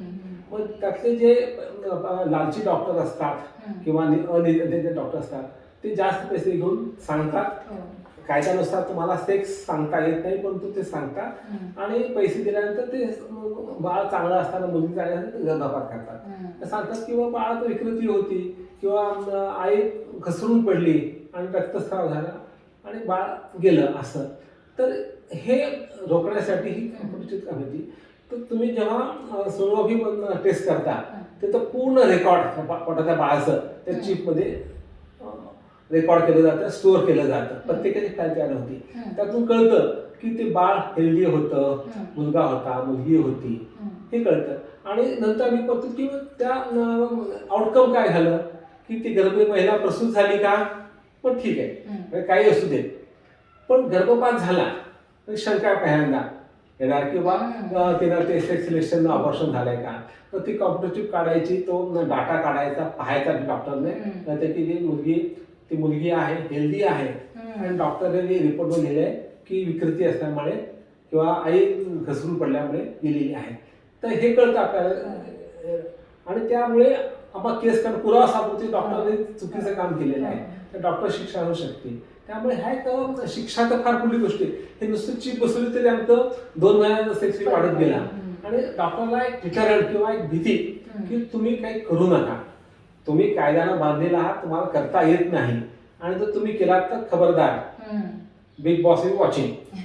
हे आम्ही केलेलं आहे आणि ते खूप सक्सेस झालं आणि त्यासाठी मला आता मला सगळे अवॉर्ड्स मिळाले आणि टाइम्स इंडिया अवॉर्ड देण्यासाठी खुद्द तेव्हाचे पंतप्रधान डॉक्टर मनमोहन सिंग आले होते आणि तिने माझी 5 मिनिटं वेगळा बोलले माझ्याशी आणि म्हणले हे आपण करूयात म्हणले, पण ते पुढे झालेले सोडून द्या. त्या वेळी माझी तारीफ करणारे माझ्या बाजूला एका बाजूला सीताराम येचुरी होते, दुसऱ्या सुषमा स्वराज्य होत्या, एक डाव्या लेफ्ट आणि एक राईट आणि दोघं म्हणले एक मतावर म्हणले देशमुख तुमने बहुत अच्छा काम किया म्हणजे कवतीनं म्हणलो राईट अँड लेफ्ट एक झाले म्हणलो. तर हे काम झालं, परंतु दुर्दैवानं महाराष्ट्रात ते स्वीकारलं नाही. आता आज मला पुन्हा एकदा माझ्या श्रोत्यांना सांगायचं की तुम्ही हा विचार केला पाहिजे.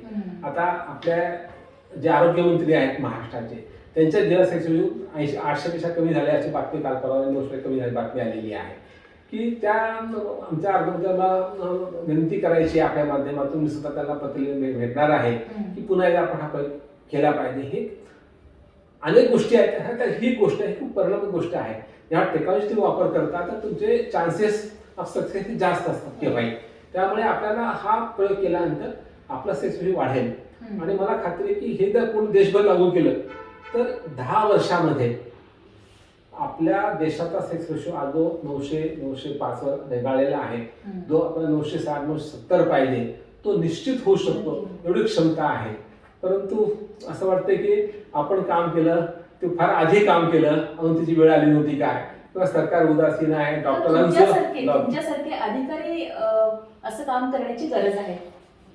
आउट ऑफ बॉक्स काम केलंच पाहिजे, कारण आपली चौकट जी आहे प्रशासनाची त्यामध्ये आपल्याला खूप अधिकार असतो. चौकटीच्या आत तुम्हाला खूप फ्लेक्झिबिलिटी असते. चौकट ओलांडायची नाही, प्रशासकीय कामाची मान्य आहे, प्रशासकीय शिस्तीची. परंतु चांगलं काम तुम्ही जेव्हा करता, कुठलंही चांगलं काम हे बेकारी असू शकत नाही. कारण कायदा हे चांगल्या गोष्टीसाठीच आहे, वाईट गोष्टी घडवून कायदा केला जातो. चांगल्या गोष्टीला साठी कायदा आड येतच नाही. तुम्ही कुठलंही काम करा, म्हणजे अनेक वेळा मी काम केल्यानंतर पाहिलं की कायदा आपल्या बाजूचा आहे, इथं मी पाहिलेला आहे. त्यामुळे अधिकाऱ्यांनी आउट ऑफ बॉक्स विचार केला पाहिजे आणि शेवटी वी टू आवर नेशन. आम्हाला चांगली सुविधा मिळतात, पगार मिळतो, बंगला मिळतो, गाडी मिळते, तर आम्ही लोकांची सेवा केली पाहिजे. हे कल्याणकारी राज्य आहे, लोकांचं कल्याण केलं पाहिजे, गरिबांचं काम केलं पाहिजे, मुख्य म्हणजे संविधानिक नैतिकता पाळली पाहिजे. म्हणजे सामाजिक आर्थिक राजकीय न्याय जो असतो त्यातला सामाजिक न्याय हा फार महत्त्वाचा दिला पाहिजे. आम्ही सेक्युलरिझम आणि समाजवाद ह्यावर विशेष लक्ष दिलं पाहिजे. तर ह्या दिशेने आपण काम केलं पाहिजे असं वाटतं. सर, 2008 मध्ये जेव्हा तुम्ही पुण्याला क्रीडा संचालक म्हणून कार्यरत होता तर त्यावेळेला राष्ट्रकुल क्रीडा स्पर्धांचं आयोजन करण्यात आलं होतं आणि मला असं वाटतं की क्रीडा नगरी उभं करणं हे खूप मोठं आव्हान तुम्ही खूप यशस्वीरित्या पार पडलं होतं. तर तो अनुभव कसा आहे, त्या निमित्ताने तुमचं क्रीडाप्रेम सुद्धा लोकांपर्यंत पोहोचलं?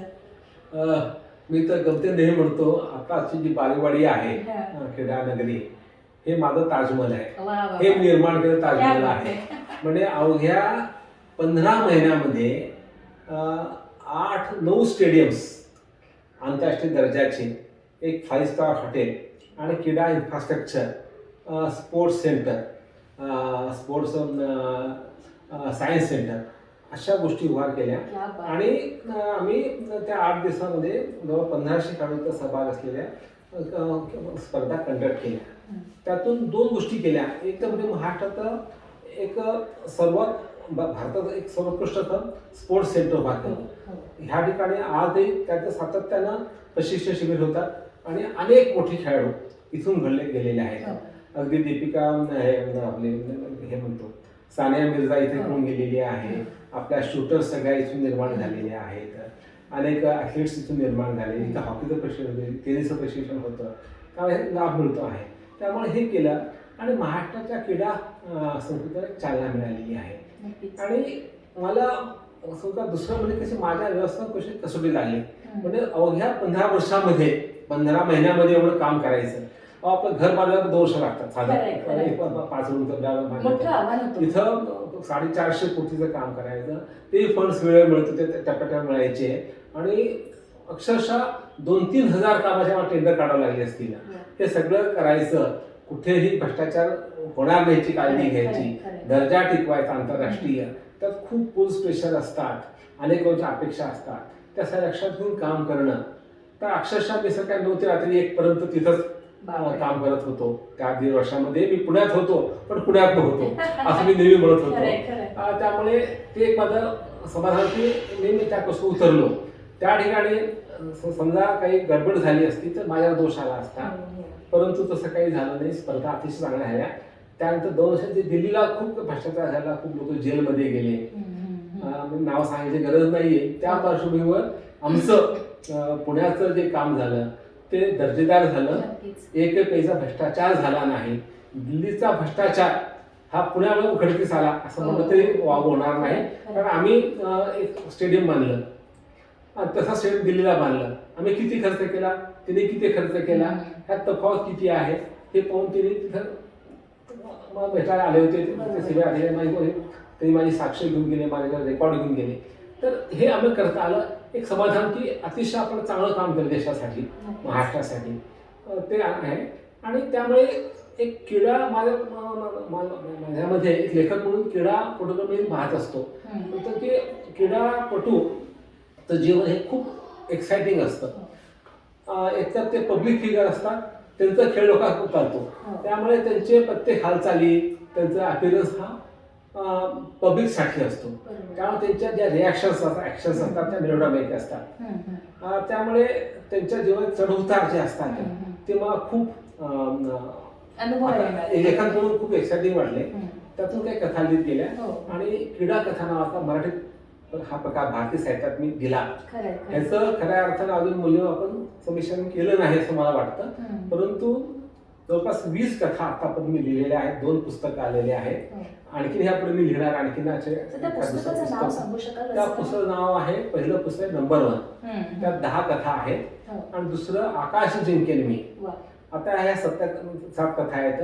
ह्या 17 कथातल्या 12 कथा त्या इंग्रजीमध्ये येतील आणि कदाचित लोकांना अधिक ती जाणीव होऊ शकेल असं वाटतं. ते पुढल्या वर्षी ते पुस्तक ह्या वर्षात किंवा पुढल्या वर्षी येईल ते. परंतु ते मला करता आलं आणि त्यामध्ये हा एक मोठा. परंतु तुम्हाला सांगतो, माझी पहिली बक्षीस पात्र कथा ही स्पोर्ट्सवरची होती. सुनील गावस्कर गोंडोप्पा विश्वनाथचं नाटक आहे. दोघं मेहुणे होते. त्याची बहीण ती आपल्या भावाला खूप मोठा माहिती, ब्रदर फिक्सेशन किंवा फादर फिक्सेशन, आणि तिला भावाचा पराक्रम नवऱ्यापेक्षा जास्त वाटायचा. त्या नवऱ्याची मला जग आली कोची अशी ती कथा लिहिलेली आहे. ती पहिली कथा होती. म्हणजे अगदी 30 वर्षापूर्वी कथा लिहिली. नंतर लिहित गेलो आणि त्या ह्या निमित्तानं मला पुन्हा एकदा सगळे खेळाचे पैलू पाहायला मिळाले. आणि तेव्हा मला जाणवलं की खेळाचं किती अनोखा आहे, किती एक्साइटिंग आहे. आणि हे एक्साइटमेंट, हे वेगळेपण हे आपण साहित्यात आणलं, फिक्शन रूपात आणलं, कथा रूपात आणलं तर लोकांना आवडेल म्हणून मी ते लिहायचा प्रयत्न केला. वेगळा प्रयोग झालेला आहे. सर, तुमचं शायरीवरचं प्रेम सगळ्या रसिकांना अगदी माहितीच आहे. आणि त्या प्रेमापोटी तुम्ही कैफी आजमी, जीवन आणि शायरी हे पुस्तक आणि हर एक पल का शायर, साहिर लुधियानवी अशी 2 पुस्तकं लिहिली. तर तुमच्या या शायरी प्रेमाबद्दल काय सांगता येईल? आपल्याला माहीतच आहे की मी मराठवाड्याचा आहे आणि मराठवाडा निजाम राज्याचा भाग होता आणि निजामाची उर्दू ही राज्यभाषा होती. आमच्या वडिलांपर्यंतची शिक्षणाची भाषा ही उर्दूच होती. तर आम्हाला सहजतेने उर्दूचे संस्कार होत गेले. त्यामुळे उर्दू पहिल्यापासून मला बऱ्यापैकी अवगत आहे, आवडते. आणि उर्दू ही भारताची एक अतिशय महत्त्वाची भाषा आहे, महान भाषा आहे. हे मी म्हणतो. तर माझी मराठी महान आहेच आहे, परंतु मी म्हणतो की उर्दू पण आपली भारतीय भाषा आहे. ती ह्या दख्खनमध्ये जन्माला आलेली भारतीय भाषा आहे. ती मुसलमानची नाही तर भारताची भाषा आहे. आणि त्यातून गालिबसारखा महाकवी, साहिर कैफीसारखे मोठे कवी, फैजसारखे कवी निर्माण झालेले आहेत. इस्मत चुगताई, मंटूसारखे कथाकार निर्माण झालेले आहेत. आणि सर्वात द ग्रेटेस्ट म्हणजे प्रेमचंद निर्माण झालेले आहेत. हे उर्दू लेखक होते, हे विसरून चालणार नाही.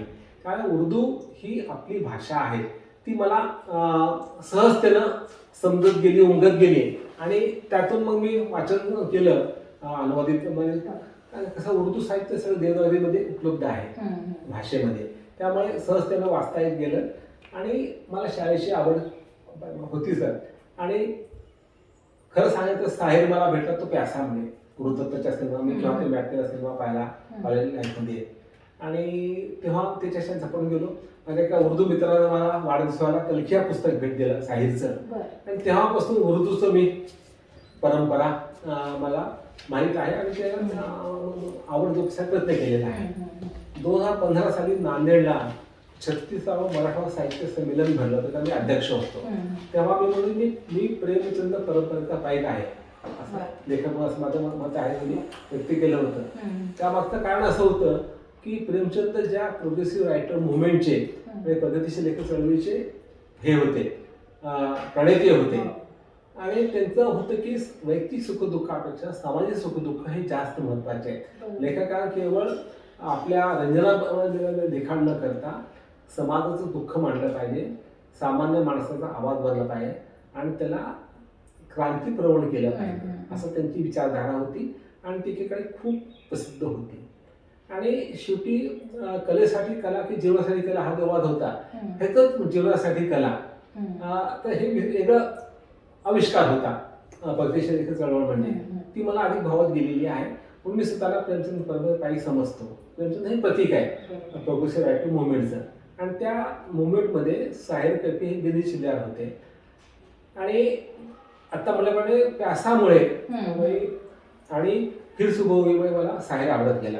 ह्या सिनेमात त्यांची जी गीतं होती ती उच्च त्याची शायरीच होती. वो सुबह कभी तो आएगी जिन्हें नाज है हिंद पर वो कहाँ है, रहने को घर नहीं सारा जहां हमारा, चीनो अरब हमारा, हिंदुस्तान हमारा, रहने को घर नहीं सारा जहां हमारा, असे जे त्यांची गाणी होते.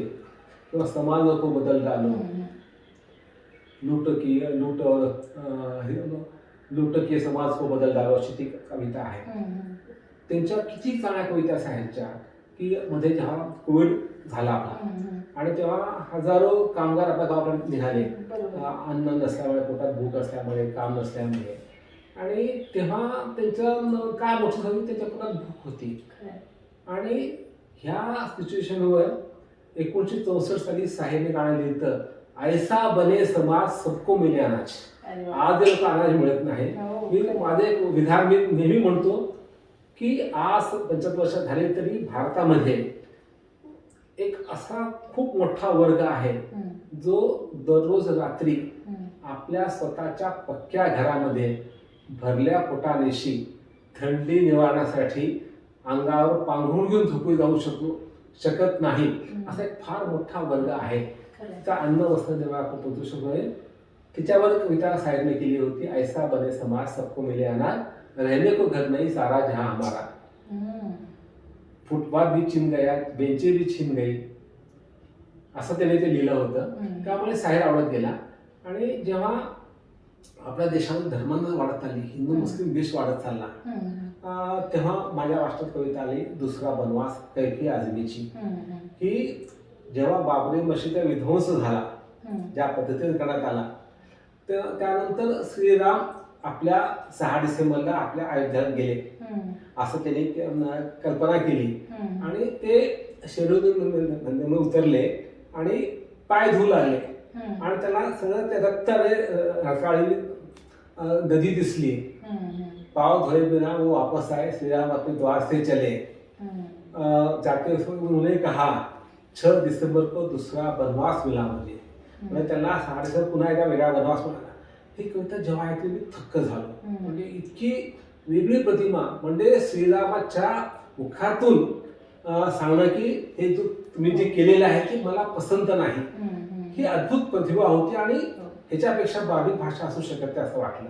आणि दुसरं काही झालं त्याची कविता ऐकली बाबा हा एक मुस्लिम हिंदू हे का म्हणा की बघ हिंदू तुम्ही काय कोणी लिहित मुस्लिम तुम्ही लिहिता का. त्यांची कविता आहे सोमनाथ नावाची. त्यांनी गझनीला आणि त्यांनी मूर्तिभंजक मुस्लिमांना त्यांनी फटकारलेले आहे की मेरे दिल में एक सनम आहे जिसका नाम खुदा आहे. म्हणजे माझ्या जीवनात मूर्ती आहे, मी मूर्तीपूजा मला निषिद्ध नाही असं ते म्हणलं होतं. केवढं मोठं धाडस आहे. आणि त्यांनी मला तुमचा हा जो वेळेपणा आहे मूर्ती भजनाचा मला पटत नाही असं सांगितलं. ह्या दोन कवितांना हा फार वेगळा शायर आहे, त्याचा अभ्यास केला पाहिजे. तिचे संबंध शायरी त्याचं लेखन वाचून केलं. मला वाटतं हे दोन लेखक केवळ लेखक नाहीत, ते कार्यकर्ते आहेत, त्यांची विचारधारा आहे. ते दोघं कम्युनिस्ट डाव्या विचारसरणीचे होते आणि त्यांनी आयुष्यभर काम केलं. प्रत्यक्ष त्यांचं जगणं, त्यांच्या विचार आणि त्यांचं शायरी अंतर नव्हतं. आणि त्यांचं जीवन खूप ड्रामॅटिक होतं. म्हणजे दोघांवर मी पुस्तक लिहायचा प्रयत्न केला. आणि ही उर्दूचं प्रेम तर होतंच, शायरीचं प्रेम होतं, त्यापेक्षा त्यांच्या कार्यकर्तेपणाचा मला जास्त मोह पडला, त्यांच्या विचाराचा जास्त मोह पडला. आता ह्या निमित्तानं हे प्रगतिशील लेखक चळवळ जी 1932ला सुरू झाली भारतामध्ये आणि ती 1960 पर्यंत झाली, ह्या चळवळीचं पूर्ण समग्र अभ्यासात सुरू केलेला आहे. आणि पुढील काळामध्ये माहिती केवळ लागेल एक पुस्तक विचार लिहिणार आहे. आणि मला आणखी एक शायरवर लिहायचं आहे. तो शायर आहे मखदूम, हैदराबादचा. म्हणजे भारतातला एकमेव शायर आहे ज्यानं शेतकरी आंदोलनासाठी बंदूक उचलली होती. 1946-47 मध्ये निजामचं राज्य असताना हैदराबाद प्रांतामध्ये शेतकऱ्यांनी सशस्त्र क्रांती आंदोलन केलं आणि जमीनदारीपासून आपल्या जमिनी आपले गाव मुक्त केले. आणि त्यामध्ये हा फ्रंट रनर होता, त्याला पुढे होता. आणि तेव्हा ही क्रांती हिंसक होती, ती किती योग्य ऐकू हा भाग वेगळा. परंतु एक शायर ज्यानं एक चमेली की मंडवे तेले दो बदन प्यार की आग में जल गए असं लिहिणारा मखदूम हातात बंदूक उचलून शेतकऱ्यासाठी लढतो, ही केवढी मोठी अद्भुत गोष्ट आहे. म्हणून मला त्याची शायरीचा त्या जीवनाचा मला समग्र आढावा घ्यायचा आहे. ते एक माझ्या डोक्यात स्वप्न आहे, बोध केव्हा पूर्ण होईल, परंतु केव्हा ते नक्कीच करेल असं वाटतं. अरे वा सर, आज तुम्ही वेळ काढून आलात, आमच्याशी खूप गप्पा मारल्या. तुमच्याशी गप्पा मारल्यानंतर एक जाणवलं सगळ्या रसिकांना तुमच्यातलं क्रीडा प्रेम, तुमच्यातलं शायरी प्रेम आणि एकंदरीतच तुमचा कर्तबगार असा सरकारी अधिकारी, साहित्यिक हे सगळेच बघायला मिळालं. सर, कार्यक्रमाचा शेवट तुमच्या एखाद्या आवडत्या शायरीने करावा अशी मी तुम्हाला विनंती करते. नक्कीच. त्यापूर्वी मला हे सांगितलं पाहिजे की मी साहित्याचे जवळपास हे प्रकार गद्य हाताळले आहेत, फक्त कविता केलेल्या नाहीत. परंतु कवितेचं आता प्रेम खूप आहे आणि खास करून उर्दू शायरीचं जास्त प्रेम आहे. मी आता माझ्याकडे साहेबवर आणि काही पुस्तक लिहिलेलं आहे आणि सध्या मी साहेबच्या 50 कवितेचं अनुवादाचं काम सुरू केलेलं आहे. तिची एक अस्सल स्त्रीवादी कविता मी आपल्याकडे पेश करतो. कारण आता पुढल्या महिन्यामध्ये 8 मार्चला त्याचा जन्मदिवस आहे, त्याच्या जन्मशताब्दी सांगायचा आहे आणि तो आंतरराष्ट्रीय महिला दिवस आहे. आणि एका अर्थानं साहिर हा स्त्री जातीचा मसीहा होता असं म्हणलं जातं. आणि तो स्त्री पुरुष संबंध कट्टर भोगता होता. त्याच्या शाळेत खूप ठिकाणी आलेले. त्याची एक अतिशय महत्वाची कविता आहे नूरजहाँ की मजार पर नावाची. ती कविता त्या कविते इतकी अर्थपूर्ण आणि काळाच्या पुढे असलेली, आजही ते स्वप्न साकार झालं नाही अशी महान कविता आहे. त्या कविता ती उर्दू कविता आहे. ती जरा कविता अवघड असल्यामुळे ह्याचा मी जो अनुवाद केला मराठीमध्ये, तो अनुवाद मी तुमच्या पुढे सादर करतो. कवितेचं नाव आहे नूरजहाँ के मजार पर, जर म्हणजे कबरी समोर. कवितेचा हा भावानुवाद आहे. बादशहाच्या शेजारी असणारी ही सामान्य मुलीची कबर, बादशहाच्या शेजारी असणारी ही सामान्य मुलीची कबर किती विस्मृती प्राय झालेल्या कहाण्या सांगते, किती विस्मृती प्राय झालेल्या कहाण्या सांगते, किती रक्तरंजित गोष्टीवरचा पडदा सारला जातोय, किती कुस्करल्या गेल्या जीवांची माहिती देते, किती कुस्करल्या गेल्या जीवांची माहिती देते. कसे उन्मत्त बादशहाच्या भोगविलासासाठी, कसे उन्मत्त बादशहांच्या भोगविलासासाठी वर्षानुवर्षे सुंदर स्त्रियांचे बाजार भरले होते. कशा धुंद नजरांच्या विलासांसाठी, कशा धुंद नजरांच्या विलासासाठी म्हणजे दारूच्या लोकांसाठी राजमहालात तरुण देहाच्या रांगा लागल्या होत्या. राजमहालात तरुण देहाच्या रांगा लागल्या होत्या. कशा अस्फुट काळ्या प्रत्येक फांदीवरून, कशा अस्फुट काळ्या प्रत्येक फांदीवरून नाटकशाळात भरती करण्यासाठी तोडल्या जायच्या. सुकून गेल्या तरी नशिबी सुटका नसायची. सुकून गेल्या तरी नशिबी सुटका नसायची. बादशहाच्या इश्कबाजीचा भ्रम कायम राहावा म्हणून. बादशहाच्या इश्कबाजीचा भ्रम कायम राहावा म्हणून. एका व्यक्तीच्या ओठांची हालचाल कशी, एका व्यक्तीच्या ओठांची हालचाल कशी कुणाच्या निस्वार्थ प्रेमाचा दिवा विझवायची, कुणा कपाळीचं सौभाग्य मिटवून टाकायची, कुणाच्या प्रेमाचा भरलेला प्याला तोडून टाकायची. भयभीत वाटणारी ही उजाड कबर, नूरजहांची कबर. याचना करावी अशी शांत शांत शांत.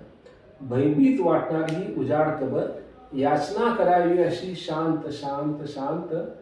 वाहणारी थंड हवा जणू आक्रोश करते, वाहणारी थंड हवा जणू आक्रोश करते. प्रेमाचा आत्मा जणू शोक गीत गातोय. तू माझ्या प्रिये, शायर म्हणतो आपल्या पेसीला म्हणतोय, त्या ठिकाणी दोघालेही कल्पना आहे. तू माझ्या प्रिये माझ्याकडे चकित नजरेनं पाहू नकोस. तू माझ्या प्रिये माझ्याकडे चकित नजरेनं पाहू नकोस. आपल्यात कोणीही जहांगीर किंवा नूरजहां नाही. आपल्यात कोणीही जहांगीर किंवा नूरजहां नाही. तू मला सोडून मला नाकारून जाऊ शकतेस. तू मला सोडून मला नाकारून जाऊ शकतेस. तुझ्या हातात माझा हात आहे, तुझ्या हातात माझा हात आहे, साखळी नाही. तू मला सोडून मला नाकारून जाऊ शकतेस. तुझ्या हातात माझा हात आहे, साखळी नाही. अशी ही अतिशय स्त्रीपुरुषसंगतीची महान कविता. मला वाटतं की साहिलचं जे स्वप्न होतं ते साकार अजून झालं नाही. ते आत्मा जिथं असेल तर अजूनही धडपडत असेल. आणि 8 मार्चला त्याची आठवण मला करून द्यायची आहे. अजूनही भारतामध्ये आपण स्त्रियांना तेवढा सन्मान देत नाही ज्याचे ते हक्कदार आहे. तो सन्मान जेव्हा त्या मिळेल तेव्हा सैरसारख्या कविता आत्मा शांत हवी अशी वाटते. पुढे ही कविता मी आज साहिलच्या निमित्तानं भारताच्या सर्व स्त्रीवर्गाला समर्पित करत आहे. मनापासून धन्यवाद. धन्यवाद.